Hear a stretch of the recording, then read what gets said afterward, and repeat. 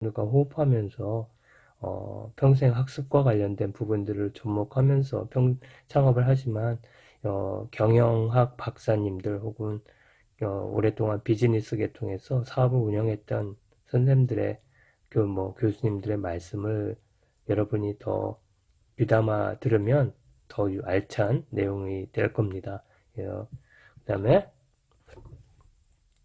여러분들 이 프로젝트에 대한 결과 제출안에는 첫 번째 이미 말씀은 다 드렸고 가급적 화포로 만들어 주시면 제가 각 팀별로 어떻게 지금 진행이 하고 있고 어떤 내용을 지금 하고 있다 또 혹은 약간의 피드백 이런 것들을 제시하면서 여러분들이 좀 그 사업계획서를 만드는데 도움을 될 수 있는 부분들을 제가 제시를 해볼까 합니다.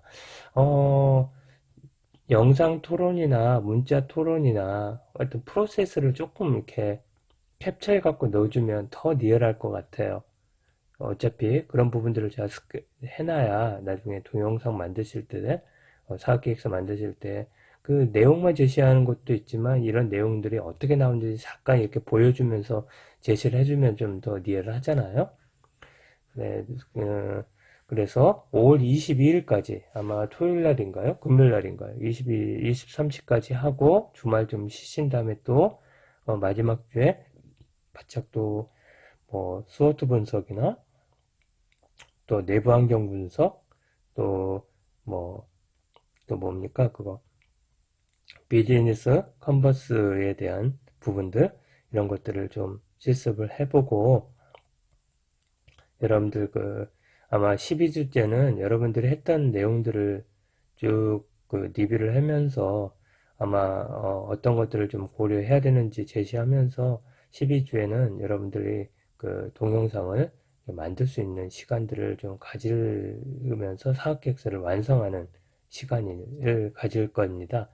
그런 다음에 13주에는 여러분들이 제시를 해내면 제가 이제 그 부분들에 이제 이미 밴드도 안내했지만, 제 유튜브에 직접 여러분들이 업로드 시켜놓으면 그 업로드된 부분들을 제가 이제 그 수업 동영상으로 쭉 제시하면서 여러분들은 그 동료들이 만들었던 그런 그 사업 기획서 동영상을 수업으로 대체할 겁니다. 그런 걸 보면서 팀 동료 평가를 한번 해보는 그러면서 동시에 조별 평가도 조원들 평가도 각각 해보는 이런 부분들을 한번 가지게 될 겁니다.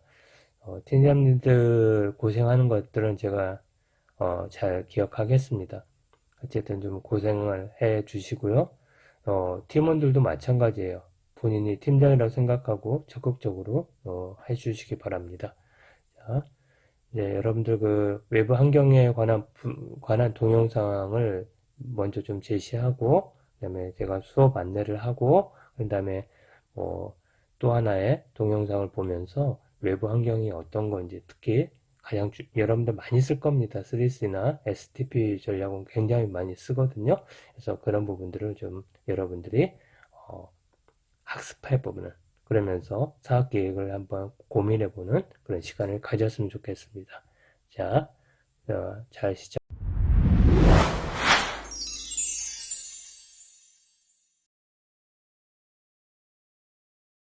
그러한 부분들을 우리들이요, for라고 얘기를 합니다. for라고 하는 거는 forces at work이라고 해서요, 우리들이 일을 하는 데 있어서 지대한 영향을 미치게 되는 요소를 얘기를 합니다. 크게 보면 네 가지를 말씀을 드릴 수가 있을 것 같습니다. 이걸 우리들은 패스트 분석이라고 얘기도 합니다. P, 폴리티컬한 부분들입니다. 바로 정치적 환경 부분들을 얘기하고요. 두 번째, 이코노미컬한 부분입니다. 경제적 환경을 얘기를 합니다. 세 번째는 사회 문화적 환경입니다. 소셜한 부분들을 얘기를 하고요. 다음으로는 기술 환경입니다. 테크놀로지컬한 부분들을 이야기를 하고 있죠. 그 안에 들어가 있는 얘기들을 우리들은요, 지속적인 변화를 조망하기 위해서 살펴본다라고 얘기를 하실 수가 있을 것 같습니다. 특히 우리들은 긍정적으로 이 거시 환경을 다양한 관점에서 분석을 할 수가 있을 것 같습니다. 뿐만 아니라 이 분석 결과가 사업 내에 가치 창출의 요인이 무엇인지를 밝혀주지 못한다면 산업의 CSF라고 하는 Critical Success Factor라고 하는 이 요소가 무엇인지 알 수 없게도 될 것 같습니다. 분석 도구라기보다는 커뮤니케이션을 활성화하기 위한 보조적 도구로 활용하는 것도 어떨까라는 생각을 가지는데요. 특별한 노하우보다는 다양한 데이터의 원천으로부터 해당 정보를 수집해서 시사점을 정리하면 좋을 것 같습니다. 그러니 중요한 것은 데이터의 원천이 될 것 같습니다. 자, 이런 거시 환경으로 저희들이 패스트라고 하는 부분들을 분석을 하게 되는데요. 그런 정치 법규적인 부분들은 정부에 대한 안정성, 산업 규제, 사회적 규제 뿐만 아니라 우리들이 일을 하는 데 있어서 합법적인 규제, 그리고 자유라, 관세뿐만 아니라 세금에 대한 정책 부분들도 이해할 필요가 있을 것 같고요. 우리들이 일을 하는 데 있어서 고용 관련 법규 또는 법규 하니까 환경보호에 대한 법규들도 굉장히 중요한 것 같습니다. 자, 경제적 관점 부분들은요. 비즈니스 사이클이라고 하는 부분들과 GNP에 대한 트렌드, 인플레이션, 그리고 금리 환율, 실업률 뿐만 아니라 가처분 소득 기준과 무역 장벽, 무역 동맹이라고 하는 부분들도 살펴봐야 할 항목이 될 것 같고요. 사회 문화적 환경은 인구에 대한 성장과 이동되는 부분들이 있습니다. 누군가가 이렇게 돈을 많이 벌게 되면 적게 되는 소득 분포도 있는 것 같고요. 일과 레저 삶의 질, 건강, 교육, 복지에 관련되어 있는 뿐만 아니라 미디어에 관련되어 있는 부분들까지도 들어가게 될 것 같습니다. 과학기술적 환경은 우리들이 정보 의사소통에 대한 부분들과요. 대체할 수 있는 또한 새로운 분야에 대한 기술 그리고 디지털한 경제 부분들을 어떻게 끌고 나가고 어떠한 변화가 일어나고 있는지를 확인해 주시는데 이런 가장 중요한 부분들은요. 우리들이 이것이 어떻게 사업에 미치는 영향이 있는지를 살펴봐야지 될 것 같습니다. 즉 환경적으로 PEST라고 하는 항목을 우리 사업에 어떠한 미치는 영향이 있는지를 다시 한번 살펴보고요.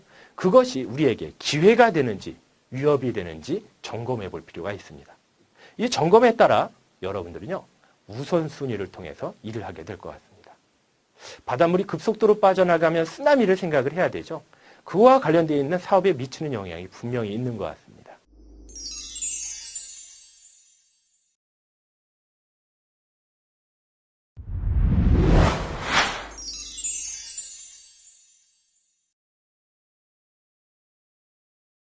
그런데 이런 스와트라고 하는 부분에서요.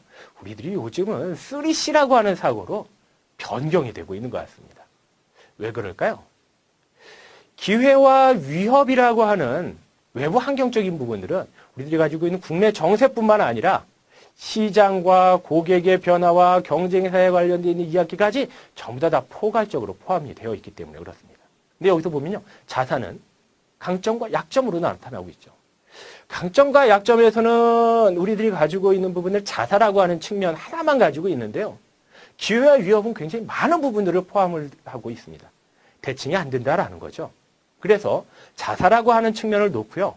우리가 가지고 있는 시장, 즉 고객들이 있는 부분들을 또 하나의 축으로 놓고 그리고 우리와 경쟁에 놓여 있는 경쟁자라고 하는 축을 세 가지를 분리해서 놓는 겁니다. 이걸 우리들이 3C라고 얘기를 하고 있고요. 스와트 분석에서 우리들이 지금 스와트에서 3C로 바뀌어가는 좀 분명한 이유가 여기에 있는 것 같습니다. 고객에서 우리들이 생각을 해본다라고 한다면요. 그 관점으로 생각한다. 시장에 대한 규모, 시장이 어떻게 성장이 되는지 그리고 그들이 그 안에서 어떠한 니즈를 가지고 있는지에 대해서 고민을 해야 될 것 같죠. 그게 바로 우리들이 3C 관점으로 생각을 펼치자라고 하는 첫 번째 고객 관점이 될 것 같고요. 우리들이 자사가 가지고 있는 건 우리들이 내부적인 환경뿐만 아니라 기술 역량 그리고 우리들이 어떠한 모습을 바라볼 것이라고 하는 기업 목표 그리고 시장 내에서 우리 상품이 어떻게 성장하고 있는지에 대한 시장 성장률을 확인할 수 있을 것 같습니다. 우리와 같이 고객, 즉 시장과 더불어서 경쟁할 수 있는 경쟁자는요. 현재의 경쟁자뿐만 아니라 잠재적인 경쟁자들도 우리들이 같이 살펴봐야지 될 것 같습니다. 그렇다면 이렇게 한번 보자고요. 이익률 1%를 증가시키기 위해서는 여러분들 어떻게 하시나요? 그걸 3C의 관점으로 생각을 해본다면 이익률 1% 증가, 첫 번째 고객의 관점. 상품은 충분히 고객을 만족시킬 수 있나, 만족시키고 있는가라고 하는 측면이 될 것 같고요. 또 고객의 다른 니즈는 우리들이 충분히 충족시키고 있는가라는 생각을 할 수가 있을 것 같습니다. 경쟁의 관점이라고 하는 부분들은요, 전담지 또는 프로모션 측면에 경쟁에서 혹시 지고 있는 것은 어떤 것인지, 그런 것들은 많은지 적은지에 대한 부분들입니다. 매장의 매력도, 이런 부분들도요, 경쟁에서 지고 있지 않은지도 살펴볼 필요가 있을 것 같습니다. 자세의 관점은 비용 절감에 대한 여지는 없는지, 종업원의 스킬은 또 충분한지, 그런 수준은 우리들이 만족할 만한 것인지에 대해서 살펴보는 것이죠. 즉, 이익률을 1%만 증가한다 하더라도요, 우리들이 이렇게 세 가지의 관점으로 확산시키고 범주를 결정하는 부분들이 올바르게 그리고 제대로 그것을 분석하는 힘이 될 수 있을 것 같습니다. 시장을 보고 경쟁사를 보면서 자사의 대응 방안을 바로 결정하게 되는 이유가 되는 것 같습니다.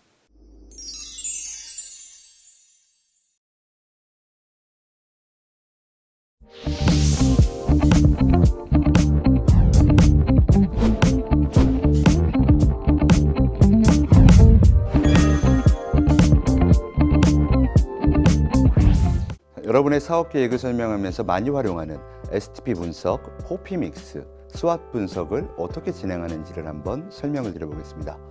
자, 체계적인 사업 계획서 작성을 위해서는 다양한 세부 분석 데이터들을 활용한 뒤에 이것들을 체계화해서 설명하는 것이 중요한데요.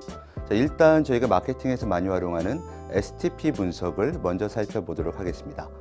자, STP 분석은 세그멘테이션, 타겟팅, 포지셔닝, 이 세 가지를 차례대로 진행해서 우리의 목표 고객들에게 우리 브랜드 제품을 어떻게 인지되게 만들 것인가에 대한 전략을 구성하는 요소라고 생각하시면 될 것 같습니다.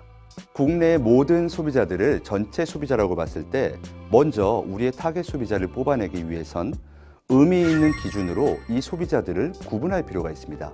예를 들어서 남녀 성별로 혹은 연령대별로, 지역별, 직업별로 고객들을 구분할 수 있는데요. 이렇게 의미 있는 기준으로 시장을 나누는 것을 세그멘테이션, 시장 세분화라고 표현을 합니다. 그런데 만약 우리가 불닭볶음면처럼 매운 음식을 런칭하고 싶다면 앞서 보셨던 기준보다 우리의 고객들이 매운맛을 좋아하는가, 좋아하지 않는가로 구분하는 것이 더욱 중요할 수가 있는데요. 자, 이러한 기준대로 시장을 나누고 우리의 목표 고객은 어떤 사람인가를 선정합니다. 만약 우리가 10대, 20대 수도권에 거주하는 매운맛을 좋아하는 여성들을 우리의 타겟 고객으로 설정했다면, 자, 이들의 규모를 어떻게 파악할 수 있을까요? 여러분들이 통계청 페이지에 들어가시면 수도권에 거주하는 10대와 20대 여성들의 수가 몇 명인지 정확한 데이터를 확보할 수가 있을 것 같습니다. 그리고 여러분들이 약 100명에서 200명의 고객들에게 매운맛을 얼마나 좋아하는지 한번 설문조사를 진행해 보신다면 60%의 고객들이 매운맛을 좋아한다고 가정했을 때 전체 인구수에 이걸 곱하면 수도권에 있는 10대, 20대 여성 중 매운맛을 좋아하는 사람이 몇 명인지 정확히 구할 수 있지 않을까요? 자, 그렇다면 포지셔닝 전략은 무엇일까요? 이 고객들에게 경쟁 업체와는 다르게 우리 제품과 브랜드를 어떻게 인지하게 만들 것인가를 결정하는 것이 바로 포지셔닝입니다. 지금 보시는 화면의 포지셔닝 맵은 만약 우리 시장에서 고객들이 가격의 높고 낮음과 디자인과 기능성 중 무엇을 중요하게 생각하는 브랜드인가를 기준으로 우리의 경쟁 브랜드를 분석하고 있다면 A사는 높은 가격대의 디자인이 훌륭한 기업으로, B사는 기능성이 뛰어난 중저가 브랜드로 인지하게 될 것입니다.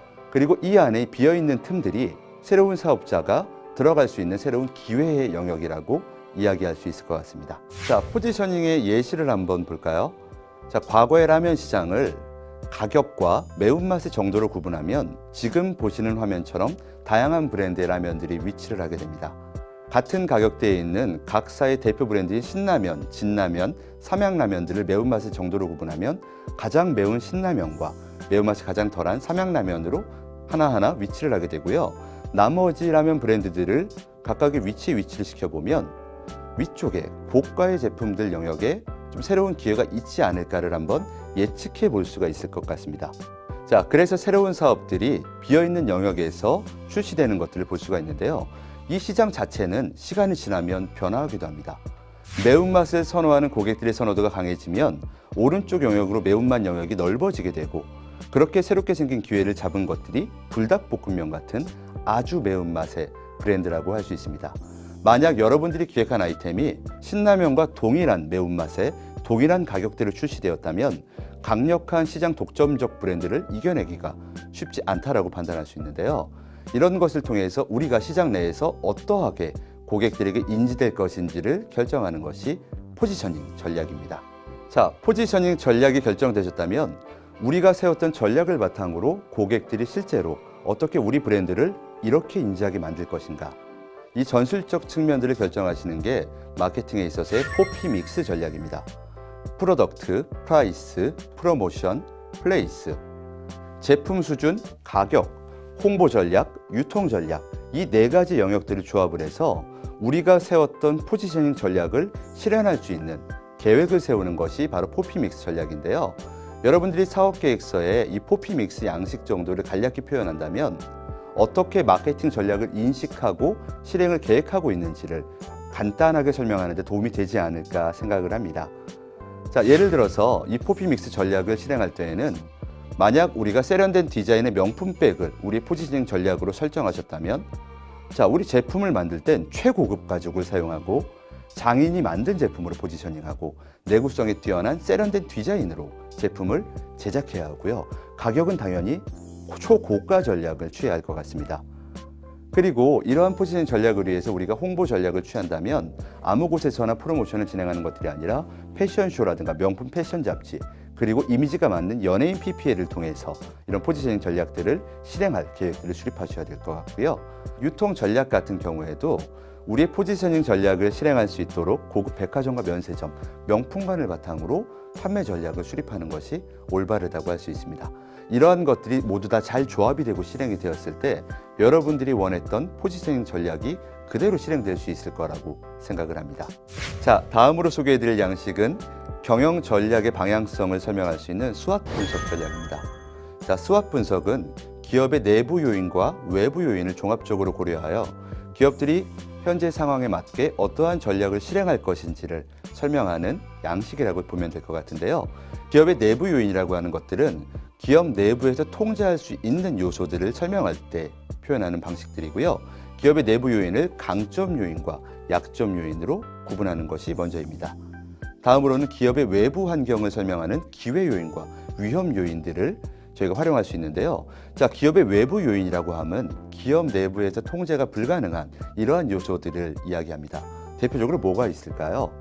자, 예를 들면 내 마음대로 움직여주지 않는 시장 요소, 혹은 나의 의사결정과 무관하게 그들의 행동 방식을 취하는 경쟁사, 그리고 내가 원하는 대로 쉽게 따라주지 않는 고객들, 이 세 가지가 있습니다. 그래서 간략하게 수학 분석표를 작성하신다면 시장 요소, 경쟁사, 그리고 고객에 대한 부분들을 간단하게 설명하시면 위쪽에 기회 요인과 위험 요인들을 한 3칸 정도는 만들어낼 수 있지 않을까 생각을 합니다. 그렇다면 이 예시를 한번 설명드려 볼까요? 제가 좀 재미있는 예시를 한번 준비해 봤는데요.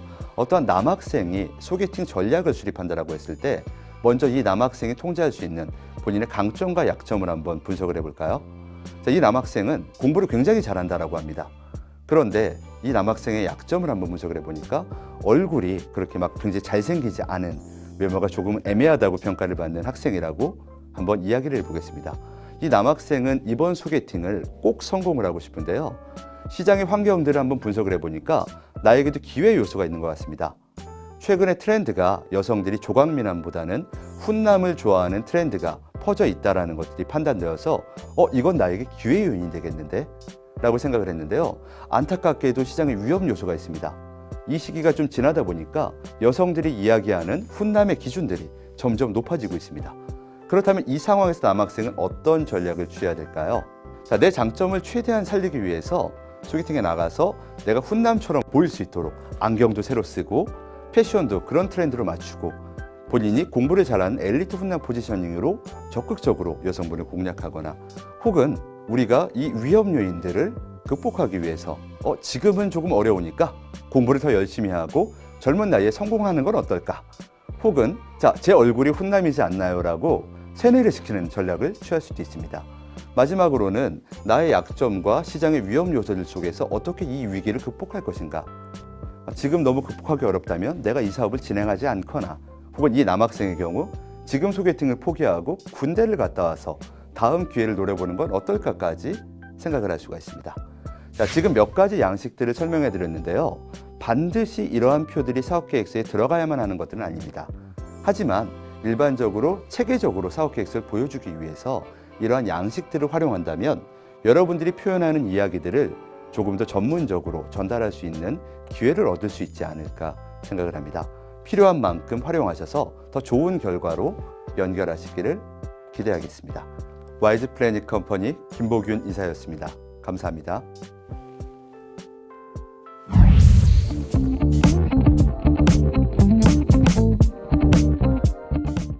예, 평생 학습을 위한 창업기획 실습 안내 세 번째죠.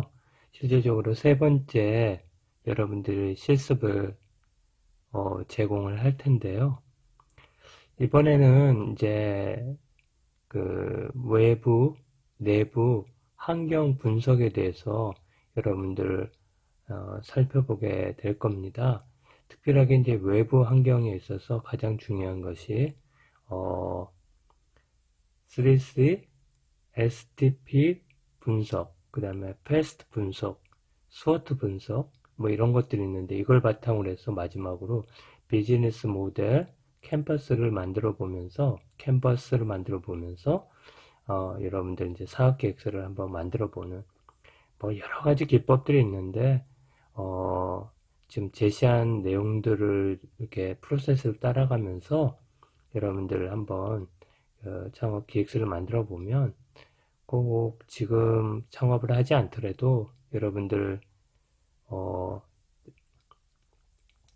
추후 사업 또는 창업 기획을 할 때 큰 도움이 될 겁니다.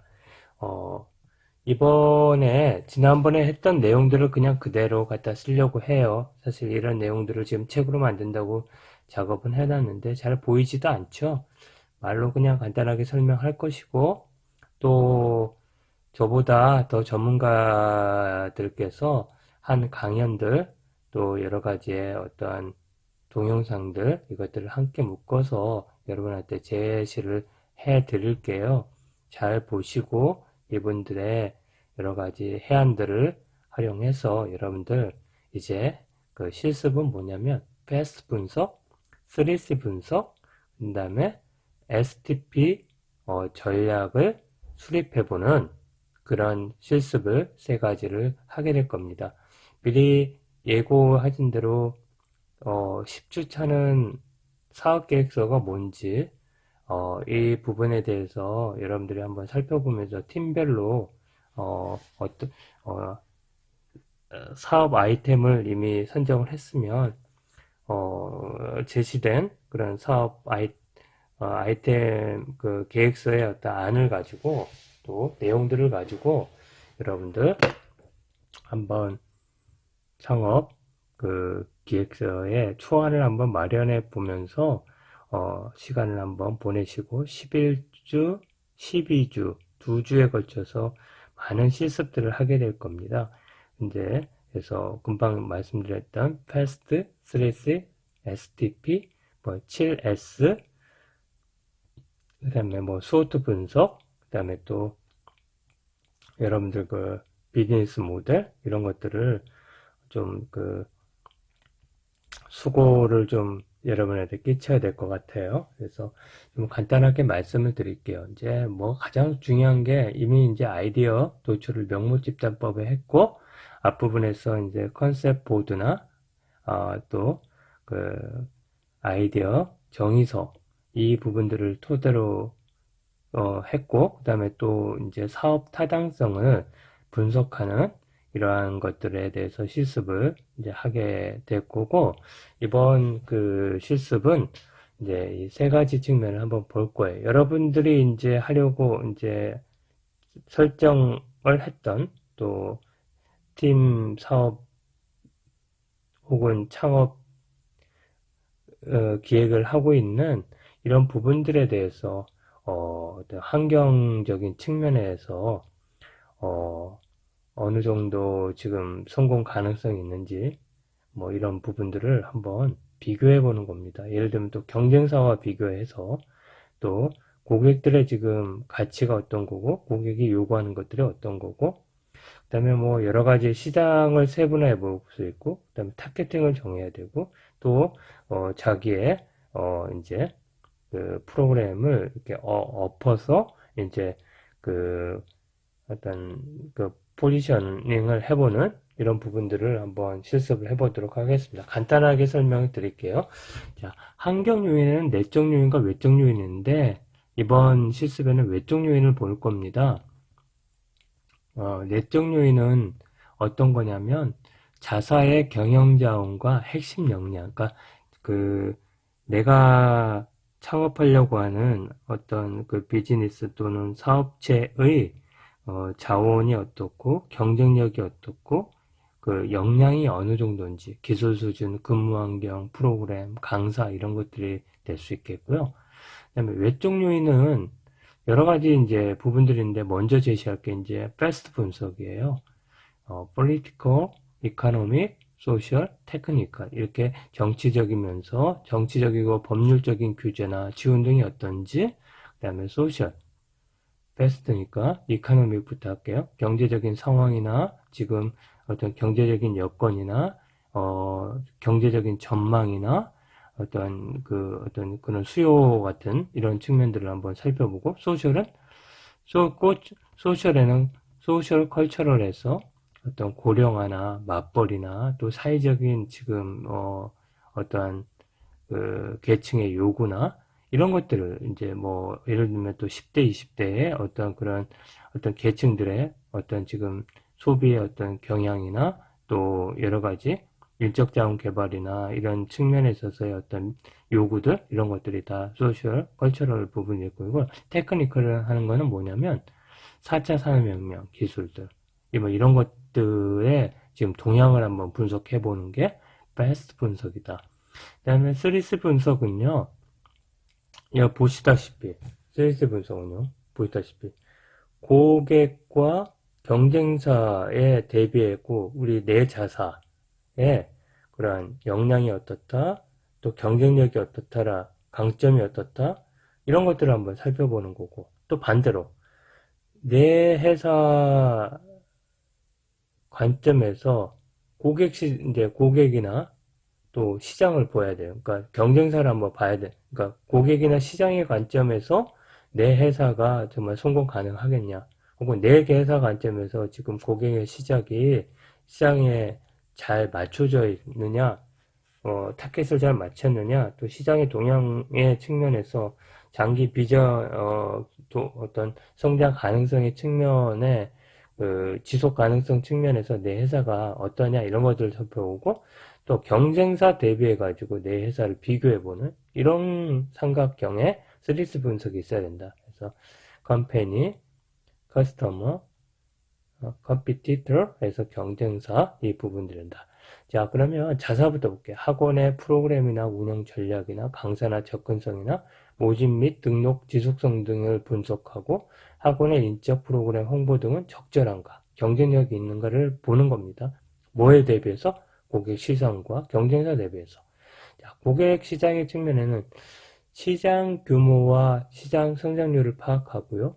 전체 시장 규모와 대상 시장 규모, 고객에게 가치를 줄 수 있는 고객 니즈, 고객 등록 의도와 패턴 등을 분석합니다. 그러니까 꼭 시장에 대한 분석을 해야 되죠. 그 다음에 어떤 해당하려고 하는 시장의 규모나, 그 다음에 시장의 지금 그 입지, 또 여러 가지의 시장의 어떤 동향 이런 것들을 살펴보는 거고, 성장 가능성이 있는지, 고객들 중에 어떤 고객들이 주로 좀 내가 하려고 하는 그런 학원의 대상인지, 또 이런 수요가 있는지, 공급을 창출하려면 어떠한 마케팅이 요구되는지, 주로 이런 것들을 보는 거고, 경쟁사는 현재의 타 학원 경쟁자 혹은 잠재적 경쟁자, 그러니까 지금은 현재 있는 것들이 아마 경쟁자라고 할 거고, 잠재적 경쟁자는 이제 이 학원의 동향이 전망이 괜찮아서 후발주자로 들어오는 것들을 이제 있을 수 있잖아요. 이것들을 파악해서 경쟁자의 강점과 약점을 자기 회사, 그러니까 자기 학원과 비교해서 어떤 포지션, 아이템이나 서비스를 할 것인가를 선택하고 경쟁사의 프로그램과 서비스는 어떠하고 어떤 것들이 강점이고 또 약점이 뭔지를 잘 파악하고 또 새로운 경쟁 진입 가능성은 어느 정도가 될 수 있는지에 따라서 나의 입장을 좀 바꿔야 된다는 거죠. 자, 그 다음에 세 번째는 STP 전략이에요. 사업을 시작하기 전에 시장 예비조사를 통해서 시장의 규모와 수준, 방향들을 선정하고 시장의 서비스를 제공하려고 할 때 활용합니다. 주로 이 세 가지 측면에 먼저 시장을 세분화시켜야 됩니다. 서로 다른 니즈를 가진 소비자들이 모여있는 여러 큰 시장, 또 비슷하고 유사한 니즈를 가진 소비자들끼리 이 시장의 유형들 보죠. 뭐 10대, 20대, 30대 아니면 뭐 예를 들어 주부, 뭐 학생, 직장인 이런 식으로 이렇게 비슷한 니즈나 또 이렇게 니즈를 갖고 있는 사람들끼리 이렇게 묶어서 이제 그 경쟁 우위를 갖는 또 수요가 높은 그런 집단들을 파악해보는 이 부분들이에요. 이 빨간색에 보면 지리적 변수에서도 보죠. 뭐 도시지역이냐 상권이냐 인구학적 통계로 나이, 성별, 뭐 소득, 직업 이런 것들로도 이렇게 세분화가 가능하고 뭐 이렇게 여러 가지 측면에서 세분화가 가능하다는 거 이미 말씀을 드렸어요. 그런 다음에 두 번째로 뭐냐면 이제 타겟팅 하는 거예요. 여러 세분화된 시장을 보고 가장 나에게 적합한 내 학원에 적합한 대상이 누군지를 확인하는 이 타겟팅이에요. 그러면 이제 포지션이 뭐냐면 세분화 통해서 타겟팅한 그 고객에 대해서 내 회사는 어떠한 장점과 단점과 프로그램이 있고 또 내 회사를 통해서 뭔가를 가치를 얻을 수 있는 것들이 뭔지를 각인시켜주고 자리매김하는 그러한 것들을 포지셔닝이라고 얘기합니다. 자, 한번 볼게요. 베스트 분석은 정치, 제도, 법규, 규제 이런 것들, 경제, 산업 분야 또 이렇게 흐름들, 그다음에 뭐 기업의 어떤 지금 어떤 동향과 기업에 지금 채용하고자 하는 이런 것들의 동향들이 다 경제 산업의 부분이고 사회 문화. 그러니까 뭐 지금의 어떤 계층이 어떤 필요를 느끼고 있고 어떤 거에 의해서 유행을 타고 있고 이런 것들이 사회 문화 분석이고 기술과 지금 테크놀로지 그러니까 4차 산업혁명이든 여러 가지 지금 테크놀로지의 영역별로 이렇게 정리해 보는 거예요. 주요 변화 요인이 뭐다? 내 지금 장목하려고 하는 이 분야에 어떤 것들에 영향을 미친다 이렇게 분석을 해보는 겁니다. 3S 분석이에요. 내가 그랬죠? 우리 회사, 그다음에 고객, 그다음에 경쟁 제품이라는데 뭐 경쟁사라고 생각돼요. 그래서 이렇게 창업을 위한 방향 수립 및 아이템 구체화를 위해서 아이템을 핵심 환경 요소, 창업자, 고객, 경쟁 제품 혹은 경쟁사에 대한 주요 사항을 파악해 보는 거예요. 이렇게 뭐 매출 계획이 어떻다, 뭐 장점 요인이 어떻다, 뭐 조직 운영 체계는 어떻다, 이렇게 창업자 부분 얘기하고, 고객은 시장 규모나 시장 분석을 하고, 고객이 어떤 요구사항이 있고, 어떻게 뭘 가치를 지금, 추구하고 있는지를 제시를 하고, 그 다음에 경쟁사에서는 경쟁사의 시장 점유율이 어떻고, 성공 요인이 어떻고, 한계점이 어떻고, 뭐 경쟁사는 어떤 지금 프로그램과 어떠한 강사를 해서 지금 잘 접목하고 있는데, 지금 내가 지금 이 경쟁사를 대비해서 이기려 한다면 어떤 것들을 지금 고려해야 된다. 이렇게 해서 경쟁사를 분석하는 거고요. STP는, 여러분들 저걸 한번 살펴보십시오. 뭐죠?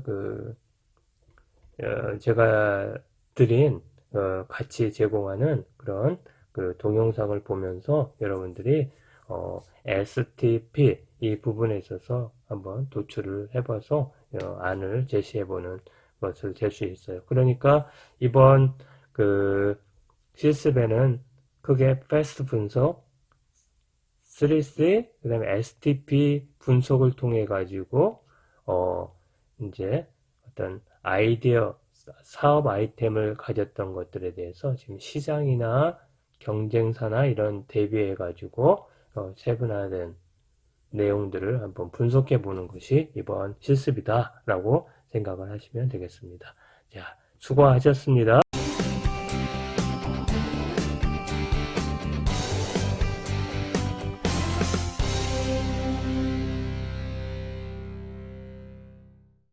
어렵고 멀게만 느껴지는 창업. 하지만 정말 그럴까요? 네, 제가 22살 때 저도 되게 꿈이 다양했던 학생이었는데요. 그중에 사업이 제일 뭔가 멋있어 보이고 좀 도전해보고 싶은 분야라 좀 겁없이 뛰어들었습니다. 네, 저희 회사 이름은 써니사이드업이라는 이름을 가지고 있고요. 저희 회사에서 판매하는 프로그램은 컬처워크인데 누구나 쉽고 재미있게 체험할 수 있는 문화 프로그램을 일반인들 그리고 기업들에게 제공을 하고 있습니다. 이게 되게 중요한 질문인데 답은 되게 간단해요. 고객이 사실은 돈을 가지고 있는 사람이기 때문이죠. 네. 제가 돈을 가지고 제가 하고 싶은 대로 할 수 있으면 고객의 마음은 사실 중요하지 않을 수 있어요. 하지만 우리 서비스를 고객한테 팔아서 그들의 돈으로 우리 회사가 운영이 돼야 되기 때문에 고객의 마음이 되게 중요하죠. 저도 근데 처음에 초창기에 창업하시는 분들이 많이 실수하는 게 뭐냐면 사업 아이템을 되게 오래 생각했다가 이제 시장에 내보내면 그 아이템이 되게 자기 자식 같아요. 그래서 내가 봤을 땐 되게 완벽하고 엄청 괜찮은 제품인데 왜 몰라줘? 약간 오히려 고객을 되게 원망하고 그들을 설득하려고 안 하게 돼요. 근데 그때 저도 그런 마음이 있었는데 저희 어머니께서 해주신 말씀이 기억이 났는데요. 나이가 많든 적든 남자든 여자든 너네 아이템을 정확하게 이해를 하고 지갑을 열 수 있어야 너네가 사업을 할 수 있다라는 말이 좀 임팩트가 있었어요. 그래서 우리 아이템을 고객의 마음을 움직이게 해서 그들의 지갑에서 돈을 꺼내올 수 있게 하는 게 사업의 가장 중요한 핵심이기 때문에 고객의 마음을 읽고 파악하는 게 정말 중요한 것 같습니다. 이제 강사님과 함께 창업에 한 걸음 더 다가가 볼까요?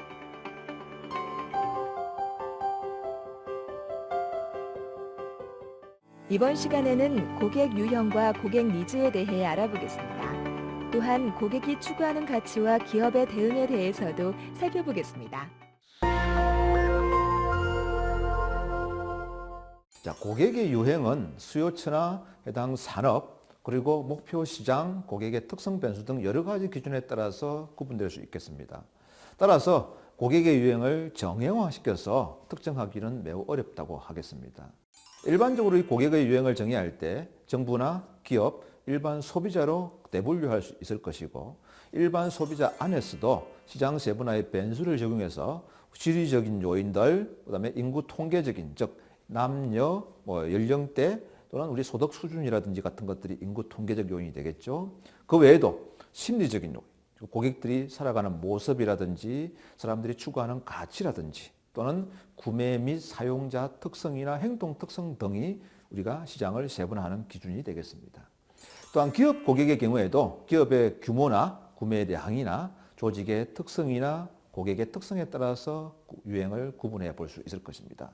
이처럼 고객의 유형 분류도 트렌드와 무관하지 않고 사회의 변화나 라이프 스타일의 변화 등에도 영향을 받는다고 하겠습니다. 최근에 우리 변화를 가져오는 가장 큰 동인, 즉 원동력은 우리 ICT 기술 발전에 따른 모바일, 핀테크와 같은 것들이 확산이 되겠고요.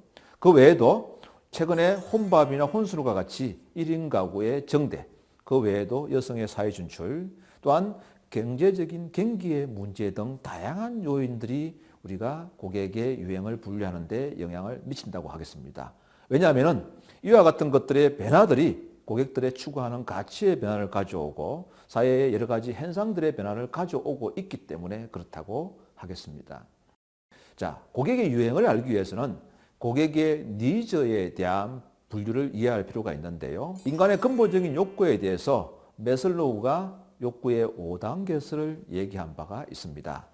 다음 그림에서 보시다시피 매슬로우는 욕구의 내용을 5단계로 분류해서 가장 기본적인 욕구가 생리적인 욕구, 즉 우리가 먹는 거, 마실 거, 우리가 성욕과 관련된 것들이 생리적인 욕구가 되겠죠. 자, 이 기본적인 생리적 욕구가 충족되게 되면은 다음으로 안전에 대한 욕구가 다음 단계에 있다고 얘기했습니다. 인간은 누구나 안정과 좀 육체적인 안정, 감정적인 안정을 추구한다는 부분이 되겠고요. 다음 단계가 우리가 사회적 욕구로 사람들은 사회의 소속감, 그리고 사람들과 교류하는 욕구들을 갖게 된다는 것이고요.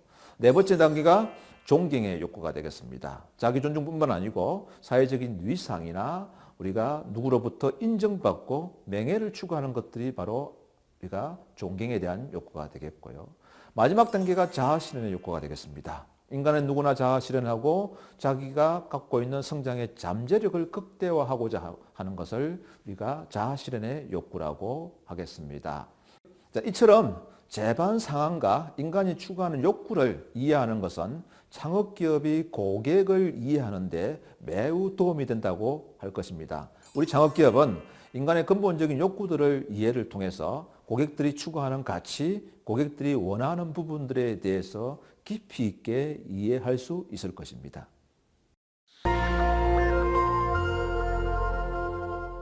기본적으로 고객은 기업이 판매 또는 제공하는 제품과 서비스를 통해서 니즈를 충족하고 만족을 얻게 되고 또한 이걸 통해서 본인이 추구하는 가치를 충족시키고자 할 것입니다. 일반적으로 고객이 추구하는 가치는 기능적인, 즉 실용적인 가치, 체험의 가치, 사회적 가치로 분류해 볼 수가 있겠습니다. 자, 우리 모든 제품은 이와 같이 세 가지 가치를 대부분 담고 있는데요. 제품의 차별화 포지션에 따라서 어떤 제품은 실용적 가치에 집중한 제품을 볼 수 있고 또 어떤 제품은 체험의 가치를 좀 더 부각하는 제품이 있고 또 명품과 같이 사회적 가치, 즉 사회적인 명성이나 상징적인 가치에 집중하는 제품도 있을 것입니다. 그렇다면 각각의 가치가 의미하는 바를 살펴보게 되면은 먼저 실용적인 가치는 우리 매슬로우 욕구에서 봤다시피 생리적인 안전의 욕구와 같이 기존의 불편함이나 기존의 문제를 해결해 주는 데 집중한 제품이 될 것이고요. 자, 이 차별화된 가치를 통해서 우리가 이 실용적인 가치는 제품의 품질 그리고 기능의 사용을 통해서 문제를 해결해 주는 걸 지원한다고 하겠습니다. 우리 실용적인 가치는 가장 기본적인 기능으로 우수한 품질과 기능을 통해서 경쟁사와 차별화하는 데 집중하고 고객의 문제 해결을 통해서 고객의 만족을 끌어내는 데 있다고 하겠습니다. 자, 두 번째로 체험적 가치는 우리 기본적인 실용적 가치가 충족되게 되면은 사람들은 또 다른 가치를 요구하게 되는데 제품이나 서비스 사용 과정상이 좀 더 즐거운 감정이나 특별한 체험이 되게 되면은 좀 더 바람직하다고 생각하는 것들이 여기에 해당되겠습니다. 기존의 실용적인 니즈의 충족뿐만 아니고 여기에 추가해서 이왕이면은 기능 외에도 디자인이 이쁘거나 또는 잡았을 때 거리감이 바람직하거나 또는 보는 즐거움이 있다면은 사람들의 입장에서 우리 고객들의 입장에서는 동일한 가치를 준다면은 이왕이면은 좀 더 디자인이 우수한 제품을 선택할 가능성이 높게 되겠죠. 최근에는 우리 많은 기업들이 기능의 탁월함뿐만 아니고 즐거운 체험의 요소를 제공함으로써 차별화 포지션을 유지하고 있는 것도 바로 여기에 해당된다고 하겠습니다. 자, 세 번째로 사회적 가치는 사회적인 관계 그리고 그 제품이 또는 서비스가 그 사람의 위상을 제공하거나 자아 실현과 같은 고차원적인 니즈를 충족시켜주는 것에 해당되는 부분이 바로 사회적 가치라고 하겠습니다. 우리 고객들은 동일한 기능을 제공하고 디자인이 우수하다 하더라도 그 제품이 갖고 있는 위상, 즉 브랜드의 명성이나 그 제품이 타인에게 어떻게 인정받냐에 따라서 제품을 구매하기도 합니다. 즉 사용 과정의 즐거움 외에 본인의 개성이나 사회적인 위상의 가치를 부여하는 부분이 바로 사회적 가치라고 하겠습니다. 최근에 많은 기업들은 고객의 실용적인 가치와 특별한 체험 외에 사회적 가치 제공을 통해서 각각의 경쟁사와 차별화를 깨하고 있는 게 현실이라고 하겠습니다. 근데 문제는 우리 창업 초기 기업들은 사실은 고객의 이 가치 제공 측면에서 보게 되면은 아직 실용적인 가치에 집중하는 경향이 많이 발생하고 체험의 가치나 고객의 사회적 가치에 차별화를 하지 못하고 있는 게 현실이라고 하겠습니다. 기업의 제품이 시장에 있는 수많은 경쟁 제품들 속에서 고객의 선택을 받기 위해서는 고객이 추구하는 가치에 좀 더 집중하고 그 니즈를 갖다가 정확하게 파악해서 최적화된 가치를 제공하는 게 필요하다고 하겠습니다. 사회가 다변화되면서 고객이 추구하는 가치도 계속해서 변하고 있습니다. 또 공급이 아주 많아지면서 치열한 경쟁 시장으로 바뀌고 있고 이 경쟁의 구도하에서 차별화하기 위해서는 기존의 실용적인 가치만 가지고 차별하기는 쉽지 않은 것이 현실이라고 하겠습니다. 따라서 우리 창업 초기 기업들은 경쟁사와 차별화하기 위한 측면에서 가치의 차별화 기준을 실용적인 가치 외에 체험적인 가치나 사회적인 가치 측면에서도 고민하는 것들이 필요하다고 하겠습니다. 창업 초기 기업들이 마케팅의 성과를 창출하기 위해서는 목표 고객을 정확하게 설정하는 문제, 또 하나 그 고객들의 니즈를 읽어내는 게 중요한데 그 니즈를 읽어내는 것 중에 가장 핵심이 마음을 읽어내는 것이라고 하겠습니다. 자, 이 마음을 읽어내기 위해서는 단순하게 마음을 읽는 게 중요한 게 아니고 사회 변화의 전반적인 트렌드와 고객들이 생각하고 있는 여러 가지 요인들을 분석해서 우리가 접근해야 될 것입니다. 그렇다면 우리 창업 초기 기업들은 이를 위한 노력을 게을리하지 않고 끊임없이 고객에 대해서 고민하고 조사하고 분석하는 것이 중요하다고 하겠습니다.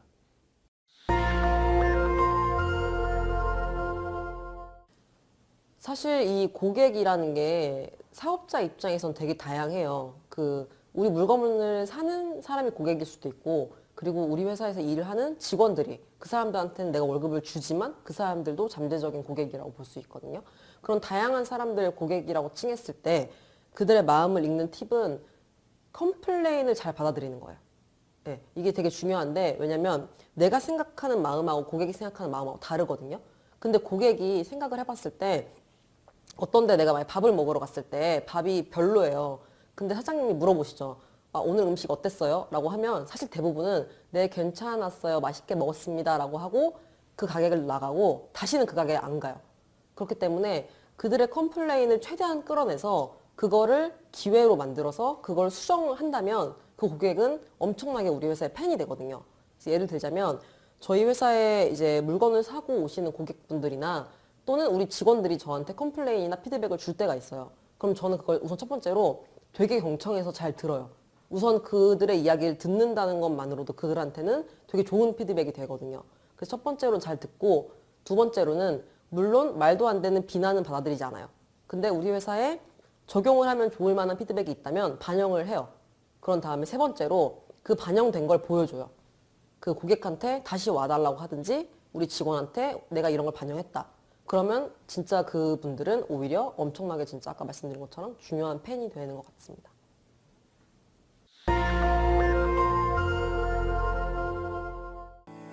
고객이 추구하는 가치 이해를 통해서 기업은 어떤 대응을 할 수 있을까요? 예, 고객의 가치는 고객이 제품이나 서비스를 구매하는 이유가 될 것입니다. 고객이 가치를 얻을 수 없다면 제품이나 서비스를 구매할 이유가 없겠죠. 그런데 고객이 추구하는 가치는 절대적이지 않다는 게 문제입니다. 즉 우리가 인구 통계적으로 겉으로 보이는 모습은 유사한 동일한 집단이라 하더라도 그 안에서 어떤 고객은 기능이 중요하다 그러고요. 어떤 고객은 디자인이 중요하다 그러고 어떤 고객은 브랜드가 중요하다고 하는 경우들을 볼 수 있습니다. 이 경우에는 고객이 추구하는 가치가 동일하지 않고 상이하다고 할 수가 있겠습니다. 수많은 브랜드 중에서 각각의 제품들이 제공하는 가치들의 차별화를 통해서 우리가 그 제품의 포지션을 차별화하고 있는 것들을 보게 되는데요. 이처럼 특별한 기능에 집중하는 것들이 아니고 고객들이 추구하는 가치의 차별화를 통해서 우리 기업들은 어떤 고객들이 우리가 집중하는 고객들이 어떤 가치에 집중하는가에 따라서 그 고객의 차별적인 가치를 제공하기 위한 노력을 하는 것이 필요하다고 하겠습니다.